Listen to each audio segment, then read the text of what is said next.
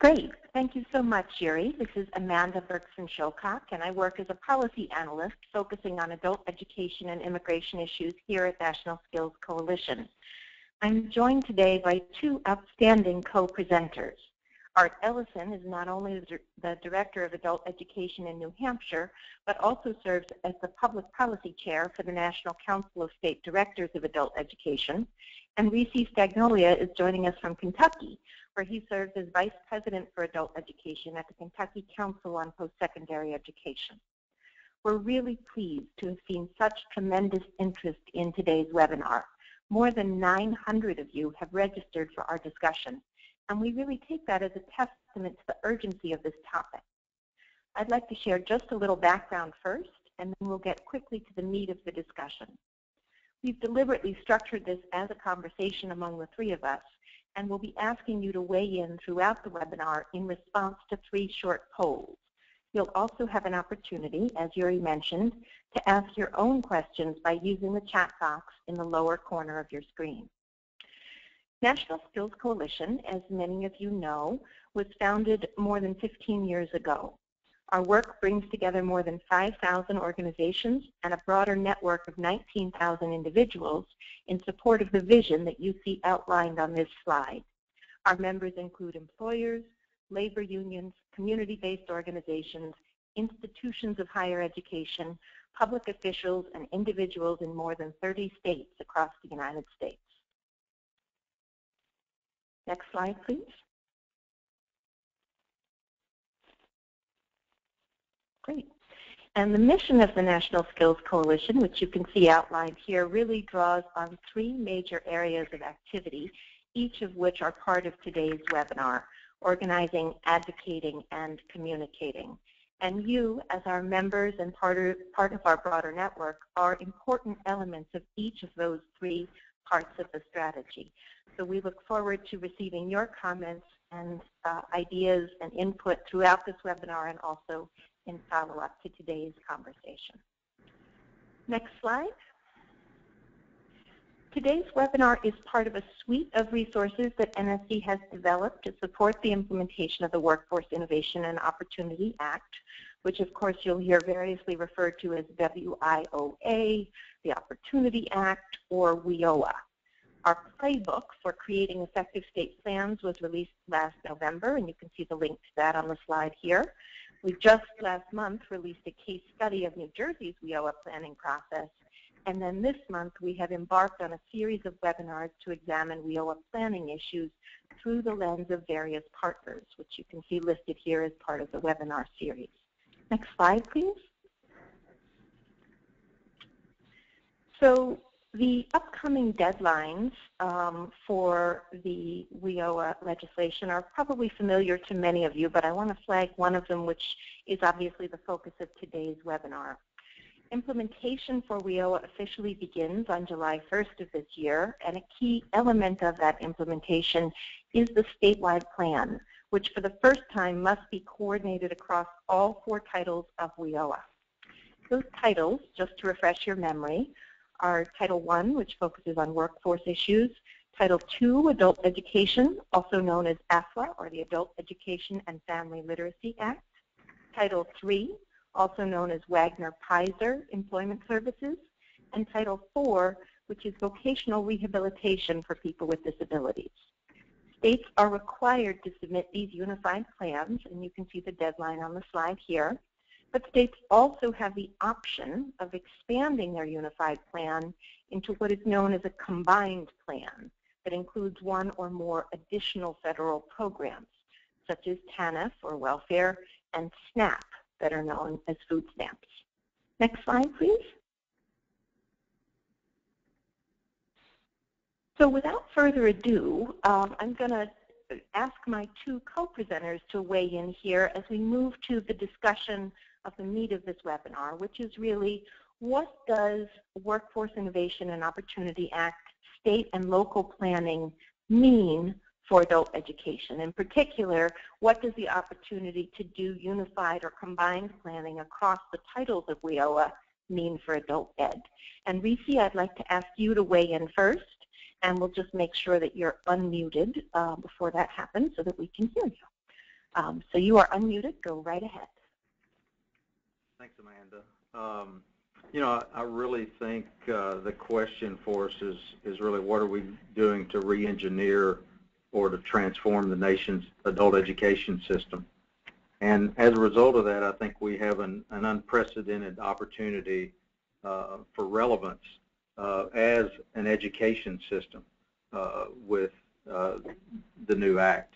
And it's you know, opportunity that we have not seen before, probably in our careers. So you know, how do we seize that one? As our former Assistant Secretary Brenda Dan Messier used to say, this is our time, and our work has never been more important.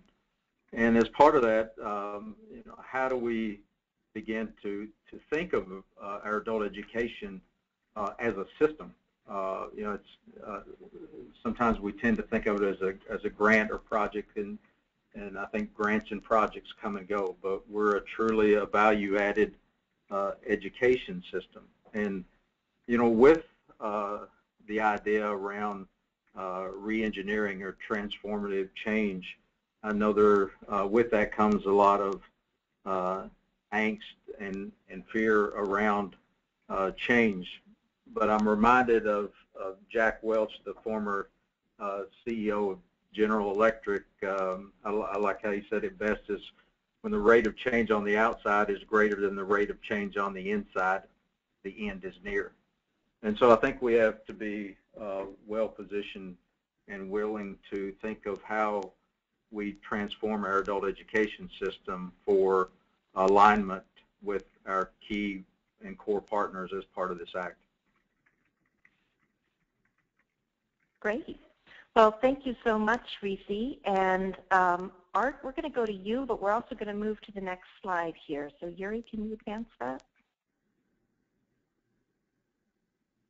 And Art, you should be unmuted so that you can weigh in. And really, Art, I'd like to ask you to tackle either part of the question. First, you know, what does the sort of WIOA planning mean for adult ed, but also what do adult educators need to keep in mind as they get to the planning tables in their states and localities?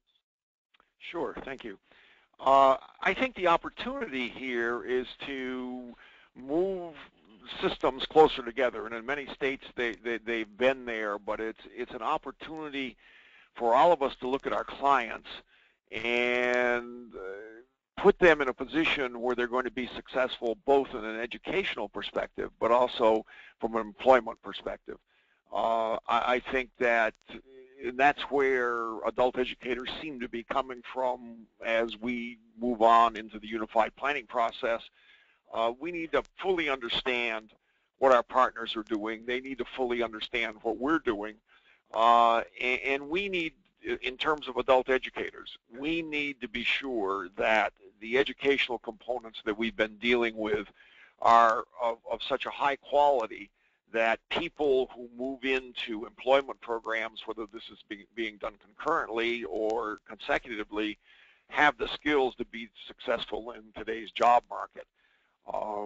I'm excited by the meetings that have gone forward here in New Hampshire so far on trying to make this into a system.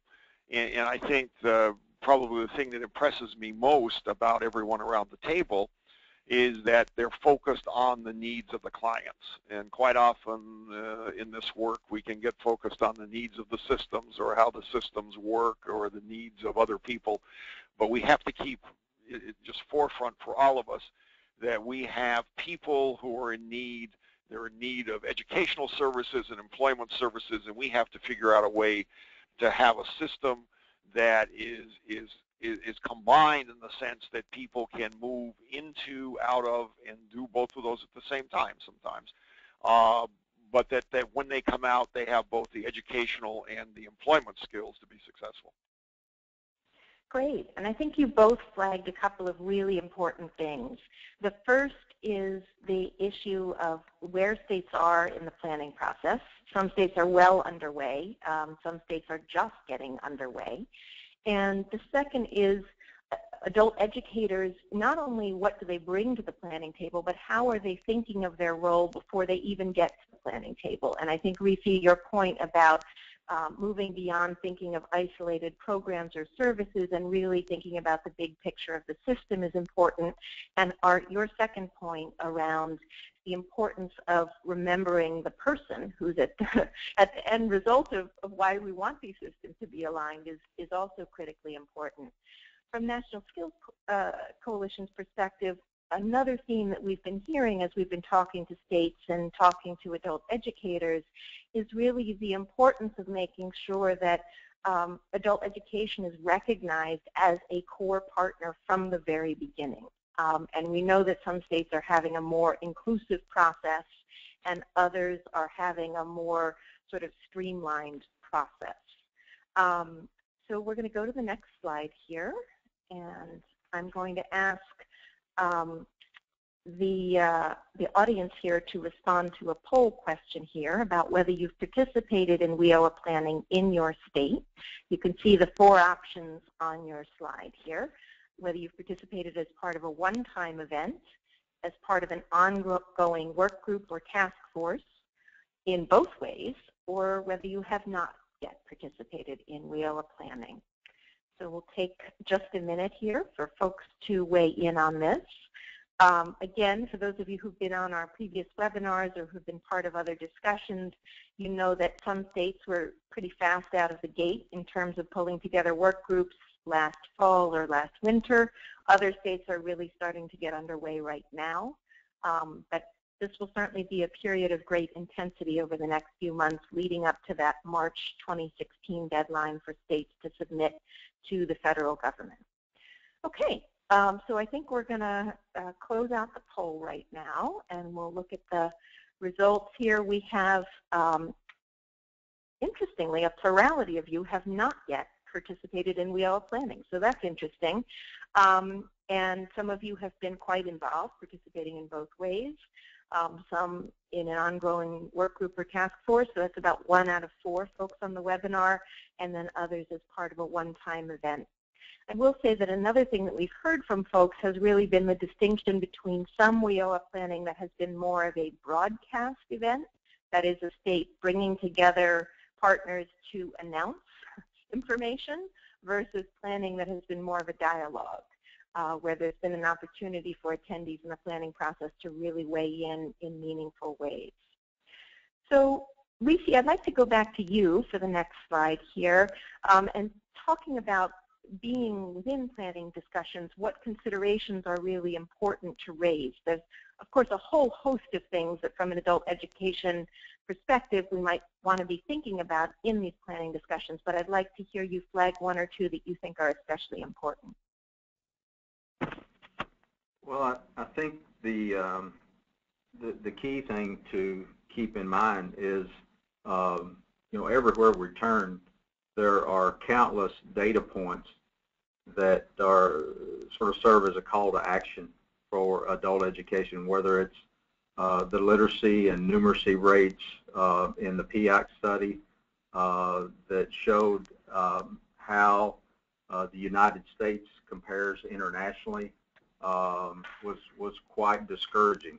And so as a result of that, there are opportunities where they're using data to help folks to understand the importance of adult education. And not to be an alarmist, but the educational attainment level in our country is one for great concern. I've heard some refer to it as one of national and economic security.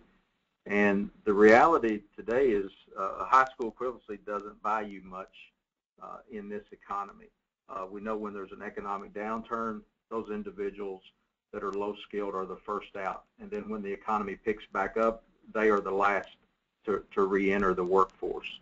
So I think it's just creating a level of awareness of why our adult education system is so important to this basic skills deficiency that we have in our nation, whether it's 36 million low-skilled adults or 40 million adults without a high school diploma, which is about 24 to 25 million that are in the working age population. I think it's creating a level of awareness of the challenge we face, and then positioning ourselves as a system that stands ready to help serve as a partner and a solution to this national challenge. So those are some terrific points. I just want to go back to a couple of things that you said and highlight them. Some of you may already be familiar with what Leaky referred to as the PIAC data. So that is the Program for the International Assessment of Adult Competencies. It is an international test, also known as the Survey of Adult Skills, conducted by OECD. And the report on the United States is titled Time for the U.S. to Reskill. And you can Google that report. It may be valuable to those of you who are not already familiar with it to have as something to bring into your state WIOA planning discussions. And I think the other important point that was just made was the importance of not only understanding general demographics and the need for adult education, but in terms of understanding local demographics and in documenting the need locally for employers to have workers who have not only are ready for work, but have the basic skills they need to be able to learn more once they're on the job. Art, did you want to add anything to this before we move to the next section? Well, I guess I would say going into the discussions for this legislation, which took place over years, and even now having it, one of the highest priorities for adult educators has been being able to provide services to those who are most in need. In the adult education field, that's generally people at the lower academic levels. So that we fought hard to get a measure or get the authority and to measure academic progress at lower levels, and Octave feels that we have that because it was important for us, where we've got systems where a large, maybe a majority in some states, of people who are functioning below the 8th grade level and many below the 6th grade level in terms of reading and math skills, that we needed to be in a position to have services continued to them, and it raises a lot of issues. We're pretty clear on how you do that educationally, but the question we then bring to the table and we engage with everyone else on is, how do you do this in the context of employment, and how do you work that out? That gets us into some of our next topics of career pathways and concurrent instruction, both of which are two phrases that are at the right at the heart of the discussions that are going on in the states on how do you define those things. And I think both of those, career pathways and concurrent instruction, work back into the priorities that we have about not being able to continue to provide services to those in the phrases most in need, which used to be in old adult education legislation, is no longer, but those are people who are functioning at a lower level. So if there's a priority for adult educators, I think that's the major one going into this whole process. Great. Thank you so much, Art. I've seen a couple of requests in the chat for us to re-mention the name of the report. The report is Time for the U.S. to Reskill. That's R-E-Skill. And we will send a link to the report in our follow-up email following the webinar. So we are going to go to the next slide now, and that's a perfect segue to what Art was just describing in terms of the terms and the concepts that are part of this new legislation. Many of you know that WIOA for the first time institutionalizes a definition of career pathways in federal law. Now I say a definition because we all know there are many definitions, and particularly at the planning table, it's important to make sure that folks are working with a shared understanding of what career pathways are before trying to make decisions about them or otherwise incorporate career planning or career pathways rather into state WIOA planning. And Art, you had mentioned in one of our earlier discussions that people are likely to be coming to the table with many, many different definitions. We'd like to do another quick poll right now. It's just a quick multiple choice, again, like the previous one, that gives you a series of options for which definition of career pathways you are most familiar with. Understanding that many of you may be familiar with more than one, we're just asking which definition you're most familiar with. So we'll give you all a minute to answer this poll question. The other thing to note about career pathways is while the law is quite clear that it's a mandated activity, there is relatively little information in the statute itself, and frankly very little in the recent draft regulations that were released that describes how states and localities are to go about this. So the opportunity here is that there's a lot of room for innovation. The challenge is that it may be difficult for states, particularly as folks may be in a bit of compliance mode, to make sure that everybody's meeting the new requirements of WIOA, to really think through what compliance with career pathways looks like. So once we do this poll question, I'm going to ask both Reese and Art to weigh in on the career pathways piece from their perspective in their respective states. So I think we've had a pretty strong response on the poll here, so we're going to go ahead and close it out, and we're going to look at results. So I'm interested to see that some of you are in the situation that I am in, which is that there are too many definitions of career pathways that you're familiar with, more than a quarter of you. Interesting to note that another quarter of you are most familiar with your state's specific definition. And then thirdly, the WIOA statute definition. And I know that some folks have also been involved in the Alliance for Career Pathways, and that's represented here, as well as other definitions. So you see that there's quite a heterogeneous array of definitions that we're working with, even among the folks on today's webinar. You can only imagine as we get to the planning table how much more broad that can be. And one of the reasons we're spending some time on that in today's webinar is because we know that if people are using a term and folks may be under the assumption that they all mean the same thing by the term, you can get yourself into a bit of hot water, because you may get far down the path of joint planning before you realize you don't mean the same thing when you say career pathway. And so the last thing I'll say to this, and then I'll turn to Art and then to Reese, is really some definitions of career pathways presume that the person already has a high school diploma or equivalency. And I think from an adult education perspective, that's really a mistake. We want to be thinking of career pathways as something for which there are on-ramps, even for people who are still acquiring basic skills. Now, that doesn't mean that they all have to occur within the same program or the same organization, but that there really should be that seamless connection. So, Art, let me turn it over to you to talk about what role you think adult education plays in state planning discussions as we're starting to think about career pathways in the WIOA sense of the term. Well, I think in a general sense, adult education has to come forward with a variety of definitions of career pathways, because if you look at the work that we've been doing in the States, and there are definitions from the adult ed side that are all over the lot. I mean, there's from very specific sort of IVEST Washington definitions to a whole variety of others. I think in terms of the planning process, we need to come to the table with, here are some that we have been using, we're thinking of using, we would like to use because they make sense from an education and employment perspective.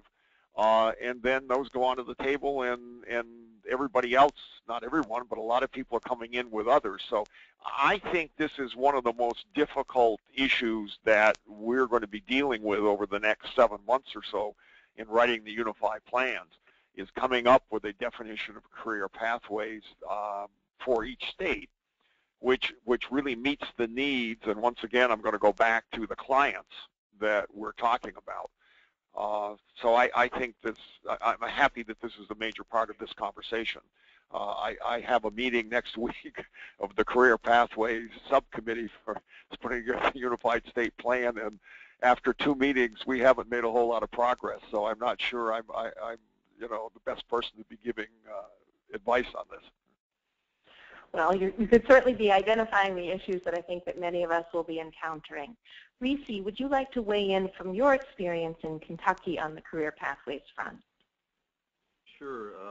And this continues along the lines of, transforming our adult education system around how do we support creating a world-class talent pipeline. And I think it really says that now we have the opportunity to sort of, I've characterized this as adult education with a purpose, with intentionality around engaging employers and working backwards with our students.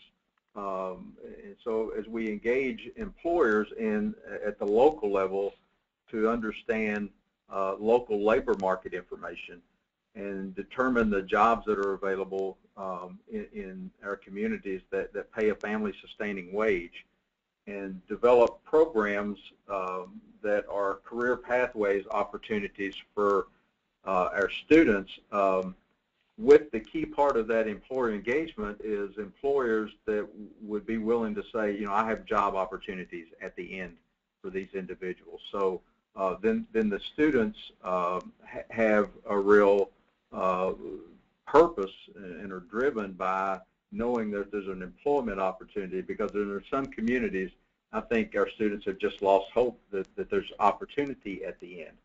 So working backwards, and I think you know, art keeps reminding us of our students, those particularly at the lowest skill level.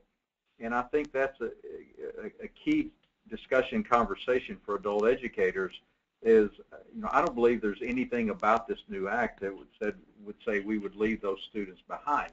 I think we have to keep reaching back and elevating those students into our pipeline. And otherwise, we empty our pipeline if we just focus on the low-hanging fruit that are at the upper levels. But I think we have to have strategies for career pathways that would also have sort of pre-career pathways or bridge programs that serve as an on-ramp for students that may have a need to spend some more time than others with our adult educators to be able to move forward. So again, I think it's adult ed with a key purpose. Employer engagement's a key part of that. Great. I think that's a really important point as we think about adult education from the most holistic perspective. We want individuals who are participating in adult education to see a trajectory for themselves that includes basic skills but also includes other opportunities, and that can include additional education, that can include job opportunities, that can include ways for them to be involved in their communities as volunteers, as parents. So I think that's a very important reminder to be including also the role of making sure that, you know, the employer elements, particularly in communities where you want employers to be part of creating those on-ramps for lower skilled workers, is really important. We're going to go ahead to the next slide here, and we're going to talk a little bit about sector partnerships, often called industry or sector partnerships. And the law, again, Congress did stipulate that industry partnerships should be part of states' work. But again, there are relatively few, and I emphasize relatively because there are some sort of guidelines and specifics about exactly what that means at the state and local level. Of course, in my home state of Pennsylvania, we helped pioneer the concept of industry sector partnerships more than 10 years ago, and so selfishly, I'm very grateful to see that they are part of this discussion. But I'd like to delve a little bit into, again, as adult educators coming to the state planning table for WIOA planning, what ought we to be thinking about? Because I think sector partnerships are often perceived as something for folks who may already have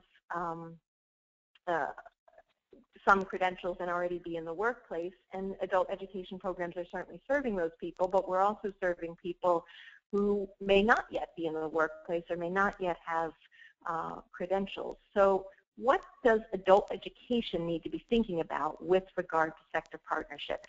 Reese, I'm going to go back to you because I know that you have some experience with sector strategies through the Accelerating Opportunity Program that you all have been part of. Can you talk a little bit about that? Sure.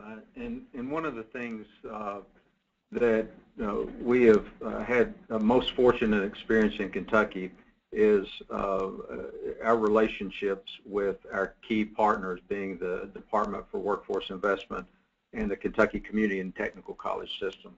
Have been great partnerships from agencies that are working on these strategies together. And as you mentioned, with our Accelerating Opportunity, which is Kentucky was one of just several states that were part of this initiative over the last 4 years, it's allowed us to work with these partners. Our Department for Workforce Investment identified key sector strategies for the Commonwealth in terms of what they wanted to identify as the sector strategies to focus on, and then as part of working on this integrated education and training model, the modeled after the Washington State IBES program, it allowed us to look at those sector strategies, and again working backwards to identify the occupational areas at the local level in partnership with the Kentucky Community Technical College system, and then involve our adult education system in working on integrated education training models where we did concurrent instruction, concurrent enrollment in those programs, and it's allowed us to accelerate our students' pathway through these models. I know employers oftentimes are frustrated with the length of time that it takes for us to prepare students, and what matters today for employers is innovation, talent, and speed, and I think we have to be equally responsive to looking at how do we accelerate this process through this integrated model that we're starting to see results from. Great. I think that's really helpful, Reese. Thank you. Art, did you want to weigh in at all on the sector partnerships piece? We don't have a whole lot of experience. We've been working with the workforce development folks on this, and I guess I would second what Reese is saying about, once again, going back to low-level students and trying to accelerate the progress there. But that is a tough one. If we can identify some sectors that need, trained employees to even enter the field, and then the discussion starts to go about who's in your system, and, well, we've got a lot of people in our system who read at the 5th grade level. They're not going to be ready to get into that pipeline in 6 months. And so there's a dynamic in there that sort of sets up some tension sometimes. But we've got to figure out how to do that. And I think if everybody around the table understands sort of who the clients are in the systems, then we can have a better sense about how we move them along. And I like the term accelerating, but there's some realities here that are just realities of learning with adults that can't be bent in some cases. Right. I think that's important to understand, is that there is a ripening process, and as many of us know, adult learners often stop in and stop out of adult education because of other responsibilities they have in their lives, or barriers that may prevent them from going straight through a training program. I want to circle back just briefly. We've gotten some really great questions and comments in, and I wanted to flag a couple of them. So Sandra Stein was kind enough to let us know that in addition to the PIAC report that we had mentioned earlier, there's actually a whole website, the PIAC Gateway, so that's PIAAC gateway.com. And by the end of this calendar year, my understanding from Sandra is that site will include state-level estimates of individuals who need basic skills. So again, that's PIAC Gateway, PIAAC gateway.com, and that by the end of this calendar year, which may be a bit late for state plans under WIOA, but could still be very useful in other ways, there should be state-level estimates of individuals with basic skill needs. And then on the theme of sector partnerships, as we were just discussing, there was a comment earlier about the need to think more creatively about what a sector is, and to think about, for example, early childhood education as a potential sector.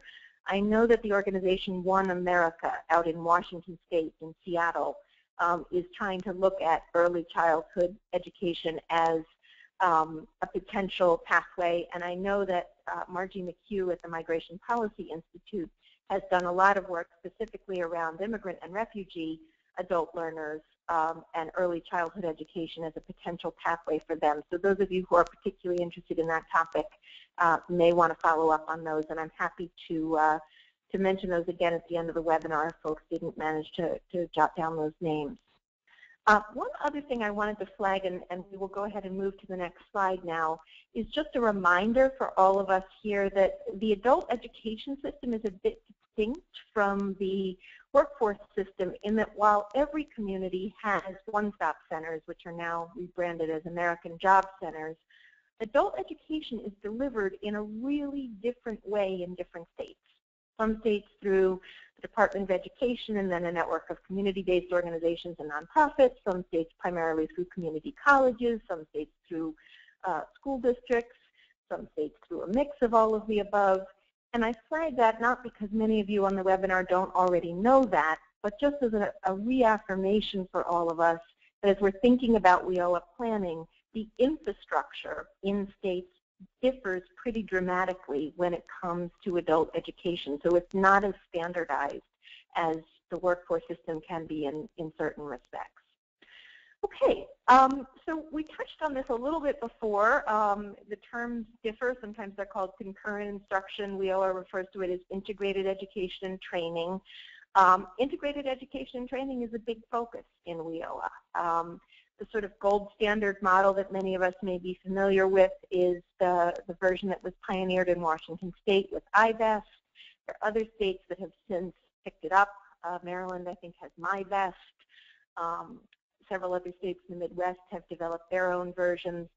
And this can look very different depending on how it's implemented, but some of the core components tend to be a dual instructor model where you have a content area instructor and then a basic skills instructor who's teaching reading or math or English skills in conjunction, and that they are hopefully working in close partnership with each other to present this content simultaneously to students. And WIOA does articulate what an integrated education and training program ought to include in a fair bit of detail. And I'm imagining that many of you have read that definition a number of times now and are still sort of wrapping your minds around it. Before we get into our discussion with our co-presenters about the IET models that are out there and what are the key considerations, we do have one additional poll question, and I wanted to put it up there now. So let's go ahead and move to the poll and talk about what kinds of experience you may have with integrated education and training programs. And I'm defining this very broadly. It does not have to be exactly the IBEST model. It just has to be something that attempts to both provide content instruction and skills instruction, basic skills instruction simultaneously, rather than having someone go sequentially and finish their GED first and then enroll in the phlebotomist training program, for example. You see the options up here on the screen, and I'm asking folks to weigh in here. Of course, the WIOA legislation is clear that not every provider of adult education services needs to look exactly the same, and so for some adult ed providers, part of the answer on integrated education and training is just going to be closer partnership with others in the education and training system. Okay, well, we've got a pretty good response on the poll, so we're going to go ahead and close it out and move to the poll results here. Okay, so half of you are just starting out, and another quarter of you are still working on launching programs. So it's possible that we will all be stampeding to call the 1 in 5 of you who are very experienced who have programs up and running. And I can imagine that some of you may be sitting there now saying, great, we'd love to talk about our program, and others may be saying, well, we're up and running, but we still have a lot to figure out. So Art, I'm going to go to you first, and then to Reese. Can you talk a little bit about integrated education and training from the sort of bird's eye perspective of WIOA planning? What are the things that adult educators really need to be keeping in mind? Well, if I had participated in the poll, I would be in the just starting out category. And I think you identified that one of the key components of an IET program is going to be concurrent instruction. and I think that for states who are just starting out, that goes onto the table. And what is concurrent instruction? Part of the way that gets defined depends on who's at the table, what the experience, any experience has been in the state with that, whether it's with the adult education system or perhaps over in the workforce development system. And there are answers. There are IET programs that have been in adult education. I think you sort of edged over there a little bit, Amanda, when you started talking about the different systems of administering adult education throughout the country. So that IET looks different if you're a state where the community college system is administering adult ed than it does from maybe a K-12 system, which has lots of community-based organizations, although there'll be a different version there.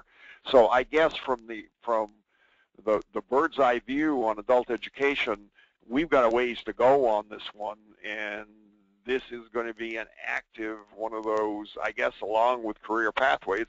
It's related to career pathways, but both of those, career pathway and concurrent instruction, are going to be two of the basic concepts that have to be worked out, and we'll have discussions about them, but they have to be fairly rapid discussions because the answers around both of those issues have to go down on paper and have to be in a state plan, and we don't have a lot of time to do that. Yeah, this is, I think, the challenge that's sometimes referred to as building the plane while flying it. And hopefully it's not going to be quite that challenging. Reese, can I ask you to weigh in with your perspective on this? Sure. You know, what we hear from employers that sort of the common reasons that they reject the applicants are, I think, 69% of the reasons why they reject applicants are from inadequate basic employability skills, or what's specifically identified as part of the integrated education and training component is workforce preparation. And so I really think that this presents our adult education systems with a tremendous opportunity to develop employability skills or workforce preparation programs, not necessarily as a siloed effort, but how do we integrate instruction of employability skills in with our regular instruction, as opposed to it being a standalone initiative. In addition to that, you know, the focus is on contextualized instruction, and you know, that just really says at the end of the day we ought to think about all of our instruction being you know, relevant for that matter and applied. So that creates an opportunity for programs that may not be directly connected with a community or technical college or a training entity to look at how they change the way they offer instruction to make it more contextualized, applied, relevant, and to also integrate employability, workforce preparation skills as part of that, and so they can at least begin getting their students on that pathway with those particular skill sets. You know, another key part of these integrated models and programs, as you talk about key partners, is, you know, we've been benefited from our community technical college system, our workforce investment system, is the wraparound support services that are needed for our students, who really, as we try to help them, you know, the high school equivalency is simply not enough for them to succeed in the future. And so as we help try to accelerate efforts to transition them to post-secondary, these aren't individuals or students that know how to navigate the maze of student financial aid, college entrance forms, and may not have an adult or parent in their lives to help navigate all that. So really a key partner and part of the strategy is the wraparound support services that are needed for our students to help them succeed along this pathway. Thanks, Reese. That's a really thoughtful and in-depth analysis and I think it'll be very helpful as folks are thinking through these issues themselves. We're going to go to the next few slides now, and really all three of the next three slides are on the same theme, and that is, what does it mean for adult learners to be able to progress effectively or move effectively in and out of the workforce system beyond the adult education programs within the workforce system? How do we ensure, as the slide is saying now, effective referral, co-enrollment, and handoff processes? And I say that because from a very pragmatic perspective, in my 9 years as a practitioner, there were certainly times when we saw a very imperfect handoff process going on as we were trying to have folks move from a community-based organization adult education program into the workforce system. And in fact, I think we see that in the very low numbers of co-enrolled Title I workforce and Title II adult education participants nationwide. We're actually going to go to the next slide now. And really, this issue is one that we sometimes think of as the leaky pipeline. So, you know, we want there to be effective referral and handoff from the workforce centers into adult education and vice versa. And we particularly want to make sure, and this is linked but is not identical to the integrated education and training discussion we were just having, how do we facilitate the connection of these participants?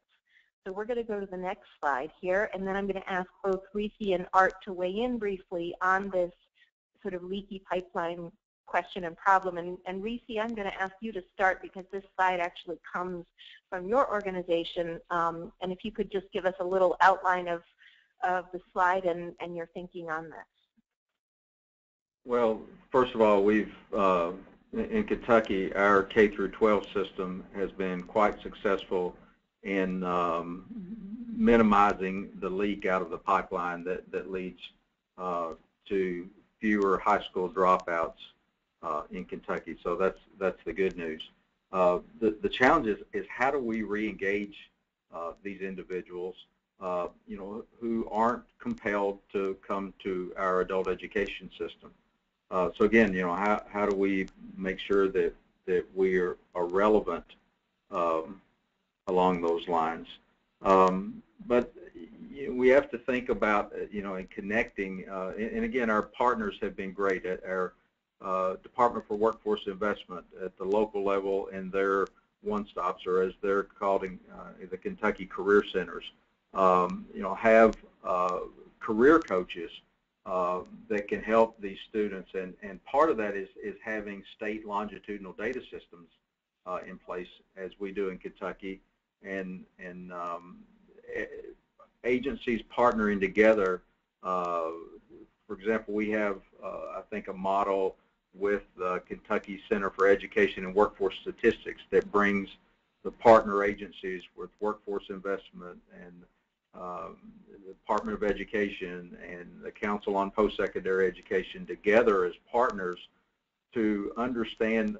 The key part of this is understanding our students, and as we build these systems that can talk to each other and as staffs can work together as partner agencies, it really minimizes these individuals falling through the cracks or leaking from the pipeline, if you will.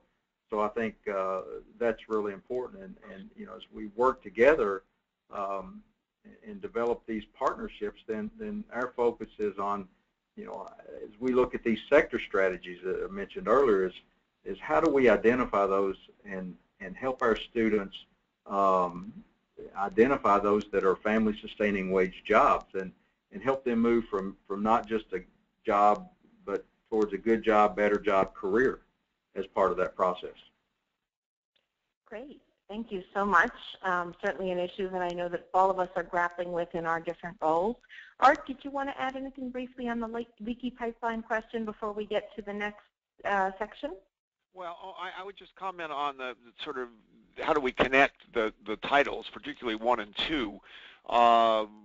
One of the focuses in New Hampshire is going to be sort of comprehensive professional development across the titles, so that everybody's very clear on who's doing what and sort of what the services are, and that whole training will pull everybody closer together so that we don't lose people in between agencies. One of the issues that we have, and we're going to have to work this out, is that in terms of the Title I folks here in New Hampshire, they've really seen education as a place to send students who don't have the skills, the educational skills, to be successful in a number of the programs they're dealing with. And we go ahead and you know, the students work away, and frankly, I understand the issue that a GED or high school diploma is not sufficient, but we've got in across the country, we've got over 1 million students in adult ed who haven't gotten there yet, and that becomes a responsibility of Title II. I don't know that Title I wants to take that on, and so there's some expectation that we would continue to do that, and do that in a way that would get candidates back to them that would be appropriate for the training programs. We also will have the discussion about integrated education and training and dual enrollment, but it starts out from this basic platform that's where we've been, and the expectation that the adult education programs will do adult education so people can be successful on the other side. So this is an issue that, you know, is on the table, and we're going to have to work that out, and we'll see where it goes in the Unified State Plan. Great. Thank you, Art, flagging a lot of really important and very live issues here. We're going to go to the next slide now. And so we have 2 more areas that we're going to discuss briefly before we get to the Q&A. The first is around performance measures. I didn't expect you all to be able to read the small print on the matrix here, but I just wanted to have it in front of us visually. As you all know, WIOA created a single set of common performance measures across the core programs. There are 6 measures, and Title II adult education is going to be required to report on all of them. However, the particular measure of measurable skill gains is one that is really still being defined. And I think there are some very live questions for adult education within that discussion that's happening now. I know many of you have weighed in on the recent opportunity to comment on the federal draft regulations for WIOA. National Skills Coalition submitted comments, and I know that this is an area where there's been a lot of discussion in the field. So we're going to go to the next slide, and then Art, I'll ask you to hop in and talk a little bit about what you think is important for adult educators to be thinking about in terms of capturing educational outcomes as opposed to simply employment outcomes in the data. Well, Octave has said that they feel that they have legal authority under Title II to impose, maybe is the wrong word, but to set forth academic measures of academic performance, which may end up looking something like the current system, the NRS system. It may be a different version of that, but that gets back to my original comment about most in need, and we needed to have these. So I think that we as adult educators will be measuring academic skill gains at a whole variety of levels up to high school completion, but then down below high school completion. Now, I think the policy question becomes, do the other partners then either have to do that or want to do that? And I suspect that they won't. But in developing the legislation, we fought hard to have Octave be in a position to say this is going to be part of Title II adult ed programs, and I think that in fact that's going to happen. That's great. Thanks very much, Art.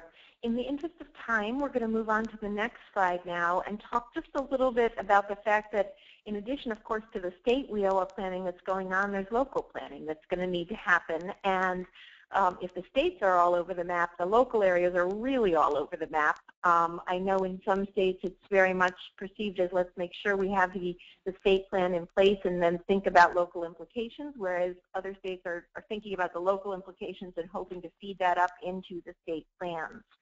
So Lisi, I will ask if you want to weigh in briefly on this, and then Art, I know you had a couple thoughts you wanted to share, and then I'll have a couple of other thoughts, and we'll go to the Q&A. So Reese, and then Art. Amanda, I think local adult educators need to be thinking about some of the things that we've talked about today in terms of how they can get their elbows around the table in these planning discussions. And one of the ways to do that is to really be attuned to local labor market information and data, and be a resource as it relates to data and information about individuals in their community that are functioning with low basic skills, or be able to bring data and information about the population in their community in the working age without a high school diploma or its equivalency. So I think that's something that could be a real asset in being able to be a key partner in planning, is just to educate yourself to as much data, information, and facts and figures as you can to be a real resource when you have the opportunity around the table. Terrific. Thank you. Art, did you want to weigh in briefly on the local plan? I would only say that adult educators have to be very proactive with this, and there is a process going forward with every local WIB, because they've got to develop their plans and just be at the table and bring all the stuff that Reese talked about. But we can't sit and wait to be asked. We've got to be involved and be part of that process. Great, and I would just emphasize that there's a sort of enlightened self-interest at work there, because as we all know, new under WIOA, local boards will have responsibility, local workforce boards will have responsibility to review adult education funding proposals for alignment with the local plan before those funding proposals are submitted up to the state eligible agency. So obviously we want to make sure that adult education is well represented in the local plan, so that when adult education proposals are compared to the local plan for alignment, that there will be very clear connections there. We're going to go to the next slide here. I just wanted to flag a couple of areas where we don't yet have fully clear guidance from the federal government. Some of these things were flagged in the recent draft regulations. There have been a couple questions already today on the webinar about them.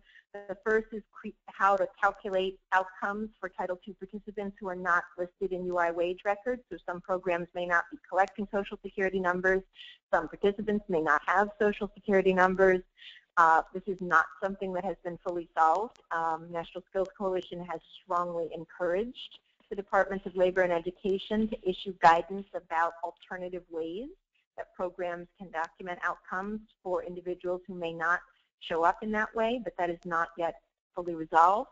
And the feds are also looking at how exit is going to be calculated for the purpose of looking at outcomes, whether it's going to be exit from a program that is from adult education or from workforce, or a common exit across all of the WIOA programs that a person may be receiving services under. Next slide, please.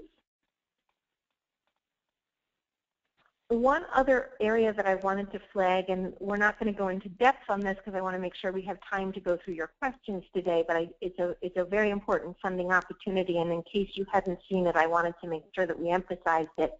The Workforce Innovation Fund grants are federal funds that are available in a competitive process, and the most recent RFP, or SGA, has just gone out the door from the feds. It is linked in the slide here, so if you click on where it says $34 million, it will take you to that page. And the applications that states or applicants rather are making to the feds for this funding must include 2 additional core programs, that is in addition to Title I. So it must include Title II and III or Title III and IV. And so adult education is really strongly encouraged to be part of these funding applications. So if you're not already in conversation with folks in your state about this funding opportunity, it's something that you might really want to look at. a way to get some federal funds to support some of this alignment work that we've been talking about. So I'm going to turn it over now to my colleague Angela, who's going to moderate the question and answer period. I do want to make note of one really important threshold question, because it's come up already, and that is, what can be done in states where the state seems to be planning to just staple together 4 separate plans and call it a combined plan or call it a unified plan? The short answer is that the feds are aware of this as a concern, and they are, particularly the Department of Labor is already working through its technical assistance to try to strongly encourage that not to happen and to spell out what ought to happen. The feds are also planning to issue a guidance to states about combined planning, which ought to help with this. We and many others have encouraged them to issue that guidance as soon as possible. And in addition, groups like the state directors and others are pushing from the professional association level to encourage states to think much more courageously and sort of less conservatively in the temperamental sense of the word about planning. But it is a real issue in some states, and we do know that some folks are struggling with it. And I don't mean to gloss over it by saying, you know, don't worry, we know that it's important, because I know that if you're in a state where this is a real issue, it's probably the only thing you can think about. Angela, can I ask you to take us into the Q&A now? Sure. So the first question that we have is, for adult education programs that already have a robust employment placement system, how should they think about partnering with the one-stop going forward? That's a great question. Art or Reese, would either of you like to jump in? That's Reese's. Well, I think you know, where they could partner there is looking at strategies for alignment with employer engagement and looking at the job opportunities that are available in that area, and engaging those employers in opportunity to sit down with their students and talk about the potential career pathways in their community. I think is key part of that. But also, you know, what other resources, support needs that may be met through, as I mentioned, our Kentucky Career Centers, and so if they could be an asset there to help our students with other navigation needs, if you will, that they may have, is how they could be very supportive. Great. Angela? Great. Our next question is also for Reese. In the Kentucky example, what funding stream is paying for wraparound services, and how do individuals access those services? Well, it's you know, in today's environment, you know, we're all resource challenged, and we're all asked to do more with less. I heard someone say the other day that pretty soon we're going to be asked to do it all with nothing. But the resources, and that's, you know, in leveraging a partnership. I know in some states their adult education systems have actually funded transition specialists or transitions navigators. We've elected to leverage the existing resource in our state with our workforce partners, who that's really their core business, and we're focusing on what our core business and expertise is in. So the funds with the local workforce boards or the local career centers, and as I mentioned, they have career coaches that would be able to be a resource for our students. And so what you have to work out is sort of the referral process, and that's a challenge as well. But again, goes back to, you know, if you've developed state longitudinal data systems to where you can do these things electronically, is a real asset as well. Okay. The next question is on career pathways. Now that there's a federal definition for career pathways, how should individual states who have already defined career pathways in the states move forward with their planning? Well, I think that any state that has a definition, it's both either a definition on paper or an operational definition that they've been using, will be able to fit that into both the legislation and the regulations. I mean, even though there's a definition there, it's pretty broad, and I would think that almost any state would be able to fit in what they've already done under that, maybe with a bit of tinkering, but I don't think there will be a need for a whole lot of that.